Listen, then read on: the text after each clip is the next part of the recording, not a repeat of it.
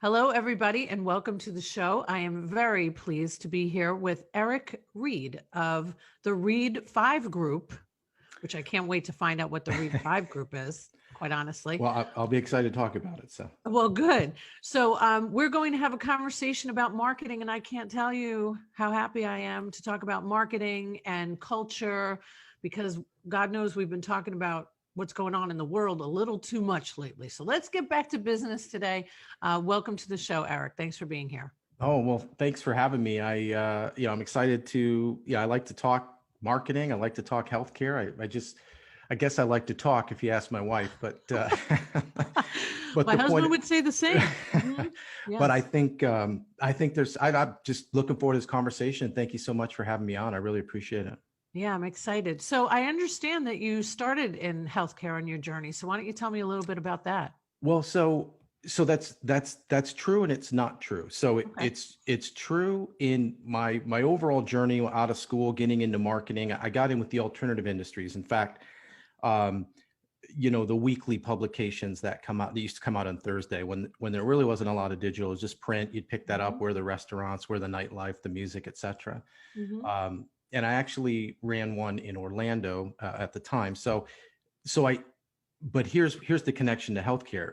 One of the things that alternative industry was faced with was, kind of convincing people that they were a legitimate outlet with a real audience, the right demographic, the right age group, right income, college, whatever the education that they were trying to get. And so healthcare was a big opportunity for us. And so we broke through with some specific healthcare programs. And then I just kind of liked what I saw in healthcare. I liked the kind of the hunger, if you will, for marketing, fighting against referrals, just all the things that layer themselves into the business side of healthcare. Hmm. Thought, well, this is kind of something that I really kind of like. I like the challenge of trying to crack the code, if you will. And so from that point, fast forward many years to where I'm at now. I've been with some startups. I've been with a lot of media companies, Gannett, USA Today. I run my own agency. I do a podcast, and a lot of times we talk to healthcare CMOs, et cetera, because it's all about marketing. And so just fortunate. I've been fortunate to have a lot of accounts that have wanted to, like I said, crack the code of healthcare, and so I've just kind of been able to kind of build a reputation in that space. So how long has it been that you've been on an entrepreneurial journey? It's been, well, it's been 3.5 years officially, but it's been Okay, about 10 congrats. years. Well, thank you. It's been probably about 10 years beyond that because I've always, I've always found myself in businesses that are running themselves, startups, et cetera, from an Mhm. entrepreneurial perspective. But I've always had that hunger of just wanting to, sit at the table, strategize, come up with, all kinds of different marketing tactics that we think could be effective. And so I've always had that in my blood, but officially about 3.5 years. That's fantastic. So one of the questions that popped out to me, I'm Mhm. really intrigued by. Oh, but before we get to that, tell me why Read 5 Group. I have to know. Okay, so if you could see my house, we have the number five all over the place. I have three children, so there's five of us in our Aw. group, if you will. So Uh-huh. the number five has always been significant for my wife and myself. I have three children, as I Mhm. mentioned. One of them's out of college, and two other are in college, and so Mhm. it's so significant that my oldest daughter has got a little number five tattoo on her Aw. wrist. So the number five is just kind of synonymous with the Reed family. And so when I was starting this business and trying to, I really just thought, well, this is, not to sound corny, but this is really for the family. This is for, Legacy. yeah. And Sure. so I thought, I can get behind that. I can do things with passion, which is important. So it was just Mhm. important for me not to be, Eric's agency or, that kind of stuff. So Yeah, anyways, that's where Read I Five love came it. from. And we're just a boutique agency. We handle very small amount of clients, Mhm. just to really, like I said, about half of our clients are in the healthcare space. I love it. Gary Vaynerchuk's favorite number is number 5. I I don't did know not if you know knew that. that. Well, there Yeah. you go. And Well, every thank you. picture you see of him, he always goes like this. Okay. I'll Yeah. have to dig And into for that. whoever's listening, I just flashed the number 5. Okay, so here's the first question that really, really intrigued me. Okay. Should we bring marketing in-house? Okay. That's an awesome question. What's funny that you gravitated to that, because that is really from a healthcare perspective. That whole Yeah, question for me comes from a healthcare perspective. sure. And so, I'd love to say yes or no. And I hate to kind of, teeter and waffle on this, but the answer to that's going to be, I don't know, maybe we need to dig a little bit deeper. The whole point to that is don't it, being from big media with Gannett and spending some time with USA Today, et cetera, in healthcare, the marketing departments are so full. Just there's a lot of people. Now that may have changed a little bit in the last year, but they're pretty heavy. If you're in a major healthcare vertical system, you've got somebody running, oncology. You got somebody running. If you're run by vertical, women's health, orthopedics, et cetera. If you're in a smaller agency or in a smaller healthcare private practice, you still have somebody running marketing and maybe an intern or assistant who nowadays is handling your social, which is something else. If we get to that, I think we need to really understand what social means for healthcare. But so what I noticed is that you had these big teams, but yet there was so much outside help coming into the healthcare systems. And so one of the things that I work on with my clients is it's great if you need to run a TV ad, if you need to run a radio spot, if you need to run some print ads, but all the incremental stuff that's digital that you're trying to do, that can be done in-house. And I know it's intimidating and I know it's a little scary, but it's pretty simple. It's complicated in execution, perhaps. I don't say complicated, but it's layered. Mhm. But to do your marketing in-house, to me, for healthcare, is something that when I say in-house, I mean working with an agency, but maybe not partnering so deeply with the big media companies. And Mhm. so when you bring it in-house, it doesn't mean that you're not using an agency to help you, but I really think you need to make a lot of decisions internally about what's important to you, how it complies with HIPAA, the things that whether they're accurate or not, the way that your health system and your facility is run. I think it's a little bit easier to control those things. And I think you can save some money as well. So I really understand what you're saying there. I've always wished that they would have somebody in-house when I always want to pinpoint one star player internal, Mm-hmm. because any efforts that I do myself as a consultant, as somebody that owns a media company, if I don't have somebody on the inside that can be a continuation of the branch that Yep. is the external model, then I really don't have a shot sometimes, Right. because I've always said it doesn't really matter what I do on the outside if it can't translate inside, if there's not somebody tracking these Yep. media, whatever it is, if somebody's doing social media, if you're not tracking your referrals, if you're not tracking what you're doing with maybe a physician liaison, you're just, as I like to say, just lighting your money on fire. Yeah, well, I think that's a great point. And I want to be clear, because I think what you said is an amazing point. So when I say bringing it in-house, I don't mean don't lean on anybody outside the walls, do it all yourself. What I mean is exactly what you articulated a little bit clearer, is you've got to give the power and the authority and the responsibility and ownership to some of the people internally. They can't just be reactionary to what media companies and what agencies are telling you to do. You have to own it. You have to buy in. You really have to partner with that agency, or to your point, the things just don't translate and don't execute as well as they could. Sure. So, and then there's the other side, right? Where I focus just on healthcare. I don't work only in healthcare. As I tell many people, if I can work with doctors, I could literally work with anybody Right. on the planet. So, so, but what I have seen is that you might find somebody who is a great person up front or is bubbly or whatever, Mhm. but that doesn't necessarily mean they have the skills Yeah. Well, to, to formulate a strategy that has to be behind a marketing plan, right? yeah. And we talk tactics and we talk strategy a lot, and Mhm. they're put into the same sentence in the same barrel, but they're very, very different. And so to your point, executing on a tactic means that you're following a schedule. Okay, on Wednesday I got to post for this doc. On Tuesday I got to post for this doc, etc. the strategy is much different. And I think that we assume, I just think it's not fair to assume I talk about the right person in the wrong chair and the wrong chair and the right person a lot as well. And so many times the person is a cultural fit. They're bright, they're smart, they fit right in with the culture of your company. But you might be asking them to do something that they're not capable of doing, at least yet. Not that they can't be, but they might not be there yet. Or And maybe they so, don't want to, Eric. correct. And so whatever that reason is, A, eventually they won't be happy in their job, but B, you might be measuring them on things that just isn't fair to measure somebody on. Yeah. That way back in the day, when I started in my career, being director of operations for New York Medical, we had a lot of employees. And I would say one of my greatest gifts in life is to not have that today. But I have been through it. So I know what it means to formulate as close as you can get to a dream team. Mm-hmm. But once you start putting people, as we mentioned, into positions where they're not going to thrive, you are going to have turnover.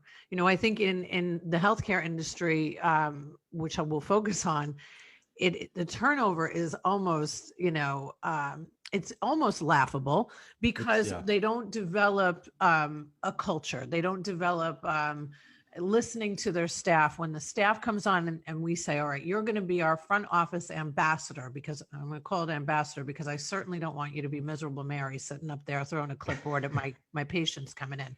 Exactly. Right. But you don't want to turn miserable Mary into miserable Mary and then the marketing person too, right? Because she's never going to last. And I think that has definitely been my greatest disconnect working with physicians, is trying to understand that you can't put somebody in a position that they're not actually going to enjoy. Yeah. Yeah, I agree. Right? I agree 100%. Yeah. I will tell you that locally, there was a client that I had that was trying to, it was the Christ Hospital, and they were trying to, and I didn't have them at this time. It's a client that I've done a lot of business with, but the CMO there started a change of culture campaign that was important to her. And I just want to clarify, when people say, what people hear when they hear culture, if they're thinking that means you can wear jeans on Friday, right, or a ping pong table.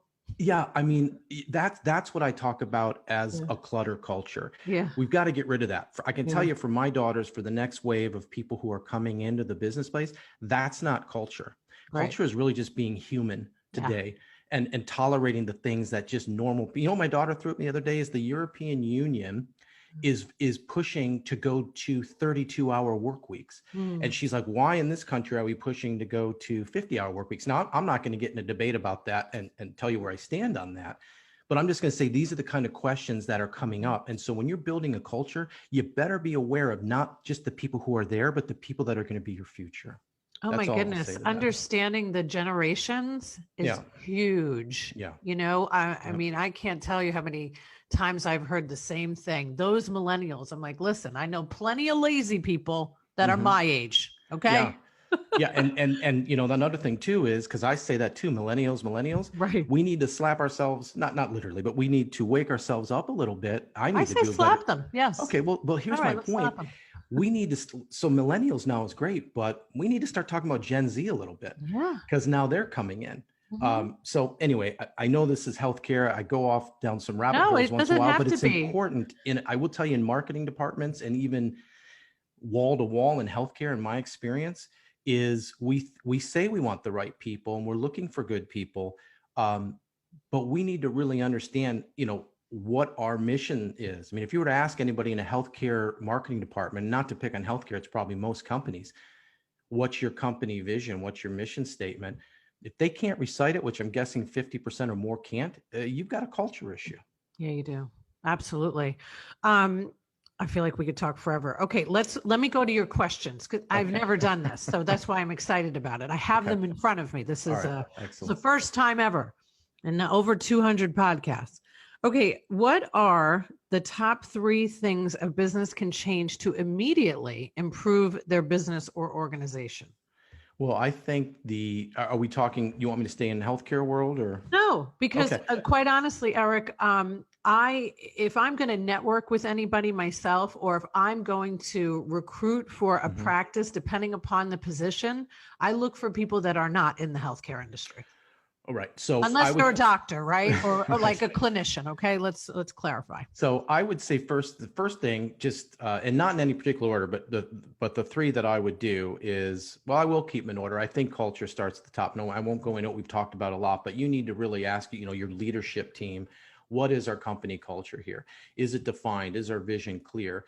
And if the answer is no, that's okay. Welcome to a group of about 80% of the businesses out there. It doesn't mean you won't be successful, but it does mean there's an opportunity to improve. So if you say we have a good culture here, ask around a little bit and make sure that vets out. And if you do, great. If you don't, you need to address that. And how to address it, I mean, research it online. There's a lot of good books on it, but you've got to make people in that time when they park the car and then get into their desk, providing we're back in that situation where you go to work, they need to not have reasons that say, man, I don't want to go into the office today. Yeah. So you got to eliminate that.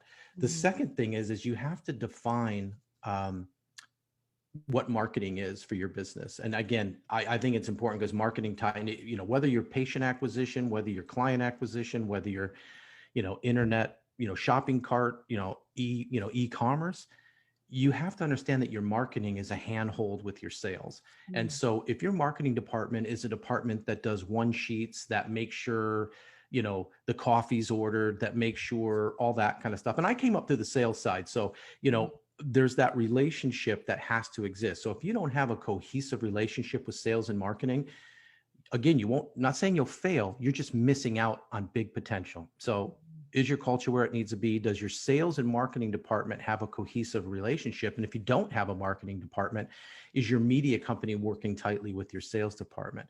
The third thing I would say, and I say this a lot, is in addition to culture clutter, I think shrink your universe is the number one thing. Businesses need to understand what they do and where they do it and what they do well. So I know we want to be at point C and D at some point, but you're in point A right now. And so understand what your universe is, whether that's local, regional, national, and be the best in that space. And nothing I'm saying to you is anything that's like, oh my gosh, I've never heard that. The fourth thing I'll sneak in here is, yes, those three things might be basic, but the difference between success and mediocrity and even failure is that the companies that understand that the basics really need the attention and are important, you have to focus on those. You can't think, oh, that's stuff I learned 20 years ago. Well, are you doing it every day? So it's Right. really a self-check and an evaluation, in my opinion. Yeah. So I just had a meeting with my team the other day, and we were talking about clients. And what I had this list of three that were all coming from this very desperate place of, I have to keep the lights on. I need to get new business, and it's like they've taken their entire business and placed it in our hands as the end all, right? And I'm sure you've heard the same of, we're going to cut marketing first, Yep. which is, oh my God, like it makes it, I'm banging my head for all of you that are listening. It's the worst decision ever. But, I know you mentioned that you've done a lot of work with startups. If people don't have a marketing plan before they isolate even a building to rent or to buy, you're going to work out of desperation. And then you're going to go from marketing company to let me try PR to let me try networking events. And the truth is, in my opinion, and you'll tell me if you agree or disagree, is that, what makes a business successful in the marketing arena? Well, that's by doing everything. It's never doing one thing. It takes a lot to open and sustain a business. Yeah, I think you're right. And I agree with you on a lot of levels of that. I would say that the first thing is that marketing is not a save or a fix. A lot of people go to marketing because we have to generate business. Okay, now I'll start a Google AdWords campaign, or now I'll do a content strategy, or now let's start a podcast. Let's build out a media page on our website. which by the way, if you don't have a media page on your website in healthcare, I think that's a big miss. Huge. So I that so we and let's just put the let's point out the elephant in the room. We're two marketing people, so does it sound funny that we're saying you need marketing? I don't know. You make that decision, but the end of the day is you don't pay your electric bill when you need it. You pay it every month. You don't pay your payroll when you need it. You pay it every month. Marketing has to get the successful businesses out there see marketing as a true recurring annual cost that should be increasing because you see your revenue going up and it has to be tied to that. So if you're reactionary, and I get it, the small pizza place, the small mom and pop shop, I understand that coming up with $1,000 a month Sure. and waiting 90 days to get return. I get it. I understand that's painful, but then invest in effort. Maybe don't pay somebody, do some online classes, learn how to do marketing yourself and stay up till 10 o'clock at night, midnight, like most business owners do when they're building it. Right. And just put Eric, in the how effort. did you learn how to do a podcast? Spending hours at night researching, Right. etc. And I didn't pay anything except effort and time. Yeah. So stop looking at marketing as return on investment and look at it as return on effort would be my response to that. I think that's great. It's very difficult. I don't ever sell to the unsellable. There's no sense there. My marketing package for myself even is doing what I'm doing right now. Mm-hmm. Yeah. We are having a conversation. We're doing something that is 2021 compliant. Right. It's a podcast. It's a video. We were talking before I hit record about this wall behind me that I bought from Amazon. It's $16.99, I think. It's not a real wall. But it's beautiful. Oh, thank you. Yeah. This microphone, everything that I have comes from Amazon, but it takes a lot of work. And I think I've been asked myself, and I'll ask you the same, how did you get to where you are today? How do people know about your brand? What did you do?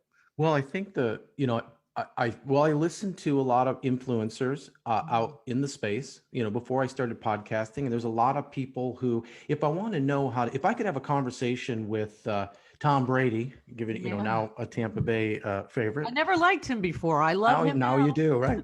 But if you wanted to learn how to throw a football and you could have an hour conversation with Tom Brady, even if it was in an auditorium or a Zoom call with 1,000 other people, you'd do it. Sure. And so you learn about what you want to do. You learn about your craft. You learn about things by putting in the time and effort that we just talked about. So to me, if you can get exposed to people who have proven themselves, then you can pick and choose what works for you and discard what you don't. Even they would tell you that this isn't the recipe exactly for all you guys, but here's some things that have worked for me. And so you try it and you see what works. I've tried, I'm not a big proponent of trying something short-term and getting rid of it. Mm-hmm. But on that same token, you can know pretty quickly if you're throwing out a lot of dollars and you're not getting return on it. So I do think you have to pick and choose, trial and error, and build your system out that way. But as much as you can absorb will go a long way for you. And I would say this, that listen, podcasting is growing exponentially. And we talked about a media page, for some healthcare clients. The first thing that I've done when I've come in is said, listen, where's your, can I jump to social real quick? Is that cool? Please, I own a social media company. Let's talk about it. So when you walk into, you asked me why I got into healthcare. And one of the things that was intriguing to me is when you find out, and again, it's no offense to anybody. There's a lot of doctor pressure. I've got to be Dr. So-and-so, got to push this out. You got to get a press release off to the medical journal to say we have a new doctor. And at the end of the day, are those really bringing patients in? So in healthcare, what I realized is you've got to let marketing people do what they do. And if you're not okay with that, you need to probably find ways that you can be okay with that. You need to let these people who know marketing, who work for you, take ownership and have a challenge to drive patient, to build the referrals and reputation management, et cetera. And so for me, when somebody handles social and healthcare, too often it's like, I got to put out a post on Monday. I got to put out a post on Tuesday. I got to put a post out on Wednesday. And the key to that statement was I got to, or I have to. No, because if that's why you're doing it, that's a miss.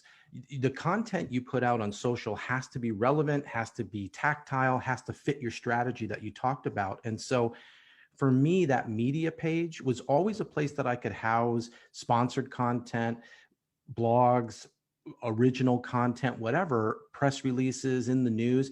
And then you take those and you drive traffic to that page. And so again, not to go out on a whole tactic of all that, but if you don't have a media page, you have no way to get people outside of your homepage or other pages into something that could be interesting. And really, it's not always about, hey, come see us. We're doing 2-for-1 knee replacements this month. I mean, that doesn't work in healthcare, but building reputation, building brand, positive influence, and again, Providing value, right, basic Eric? things, right? Yeah, Providing value is yeah, so key, and it's so important to not sell. right. I mean, I will say this until the end of time, that every time you post that phone number that nobody can click on anyway, Hmm. you're wasting your time.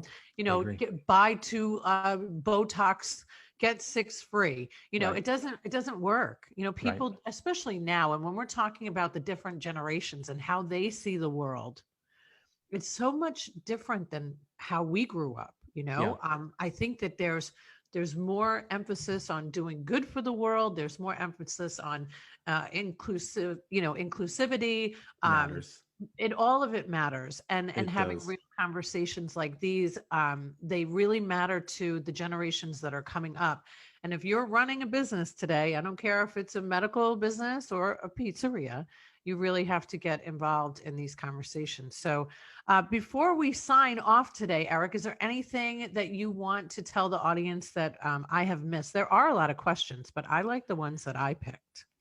No, I think to stay on healthcare and to really get some takeaway on that, the big thing that I think a lot of people are faced with, and we really have to ask ourselves this question, is I've run into a lot of CEOs, and there's that relationship of surgeons and doctors and marketing it's a give and take relationship. At the end of the That's day, very kind of you. I I would was have said trying. it a little Well, differently. I was going with tenuous and different things like that. The point is there's a lot of arguing what's the right way to market, and I don't blame doctors, but their brand is important to them, but it's not the brand of the business. Mm. And so, how do you balance both? Is really the challenge in healthcare, in my opinion. And so, one of the things I would say though that is maybe not what we want to hear, because the older generation, which I'm in, the older generation is saying that people go to the doctor, not the practice. I will tell you that if you're under the age of 35, that is not true. That is not true. My daughter does not care about, they'll look up and make sure the doctor hasn't had malpractice suits, etc. But they're looking for a company that's showing that they care about leaving a green footprint, that they care about different things, and that's convenient to get in. She's not, so I just want to say that I understand that it's your brand and it's your name, but I would argue that if you think that doctors bring in the patients versus the facility, that might be true in your case, but it shouldn't be the way to position yourself in the future. You're 100% right. I have a brother who's 10 years younger than me. He's in New York still. Hmm. I recommend a lot of practices here in Tampa Bay. It's been a long time in New York, so I haven't recommended anybody. And he asked me, what should I do to get a primary care? What's the most efficient way? And I told him to go on ZocDoc. Yeah. Go to a place that has real time reviews, that you can make your Yep. appointment online, that you could text if you have to, where of course, there's electronic health records. I mean, dear God, Yeah. That's where we're at though. at 100%, we're looking for sustainability and we're looking for growth. It's a different world. And I hope everybody, if they get nothing out of this, which I'm sure they'll get plenty because it was you doing most of the talking, Eric, which is what we're here for, to learn from others, is that you have to absolutely consider 2021. Yeah. You have to market right in the year that we're living in. I'm sorry, I dragged Yeah, this go out, ahead. but here's the last thing. This is the last thing. If healthcare should be just as fun and just as exciting for working for a music promoter. Now, again, if you like the Black Keys, maybe that's not going to be, I'm not saying it's as exciting as the music industry. But what I'm saying is stop leaving the best talent not wanting to come into healthcare. If you create a culture and environment where you can bring in a sharp marketer who you say, listen, this is your playground. I'm going to hold you to very, strict standards. Here's what we want, but do what you got to do as long as it stays within the brand in the market. And we're not, staying in within HIPAA, all that. Make it rain for us. And if you create that environment, you'll get some real heavy hitter marketers in there who just like the opportunity to build success. I couldn't agree more. Well, Eric, thank you so much for joining us today. It's been a real pleasure, and all of your information is on the show notes. I highly recommend you get in touch with Eric. He knows what he's talking about. Well, Thank you for being here, Eric. Thank you very much for having me. So don't forget, if you mention that you have seen the show or listened to the podcast, Thai Technology, 3 months for free.